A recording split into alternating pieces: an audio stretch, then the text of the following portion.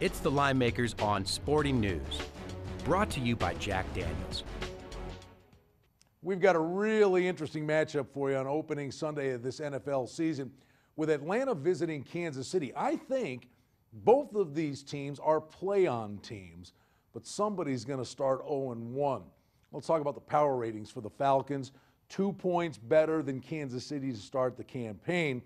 Now, this is a game that will be played at Arrowhead Stadium, which is perennially one of the toughest stadiums to play in. So the game open pick, but the betting public says they believe the Falcons are indeed the better team. They're 2.5-point favorites now, and the total on the game is 43.5. Well, I'm curious if that's a reaction to what we saw in the preseason. Ryan looked outstanding for the Falcons, and the one thing I like that they're doing, they're going to go a little more up-tempo offensively, trying to get Julio Jones and Roddy White in that aerial attack going. Michael Turner's a beast at home, but kind of disappears on the road. I think Atlanta's going to be a very salty team to play this year. At the same time, I personally believe Kansas City's going to win the AFC West.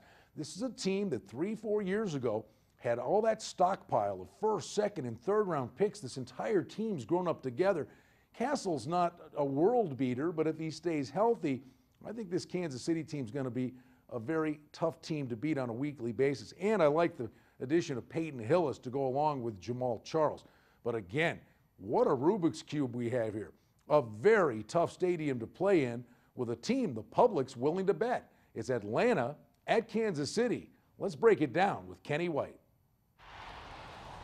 Hey, Brian, it's sad to say I wasted 3 hours one day trying to solve that Rubik's Cube. I did it, but 3 hours, come on. I got a high IQ. I don't know why it took so long, but that thing was very frustrating. Never done it again. There's no shot. I could probably do it in 2 hours next time if I tried it again. Let's talk some football. The Kansas City Chiefs have always had a very strong home field, but I want to talk about the Atlanta Falcons first. Mike Smith, he's one of my favorite coaches in the NFL right now. Very fiery. Seems like a guy that really motivates his guys well. Very fundamental-oriented guy. Great on the offensive, defensive side. Special teams are always solid. Hey, what's his record? 43-21. Bobby Petrino almost gave the Falcons the death penalty, and all Mike Smith done is won with this team. Now, he has a pretty good quarterback in Matt Ryan. Let's look at the ATS record as well, 29-19-2. I'm bragging about this football team, and they have a lot of weapons.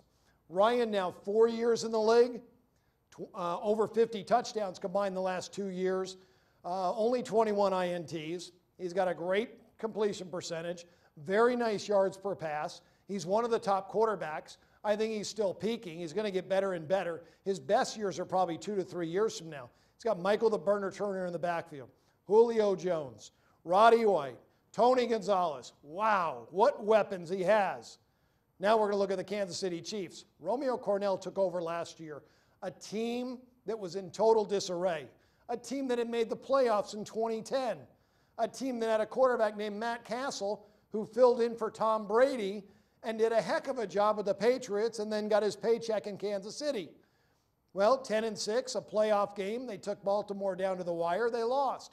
And a great season by Castle. But Castle was injured last year, only played 9 games. The team averaged about 12, 14 points a game in that range.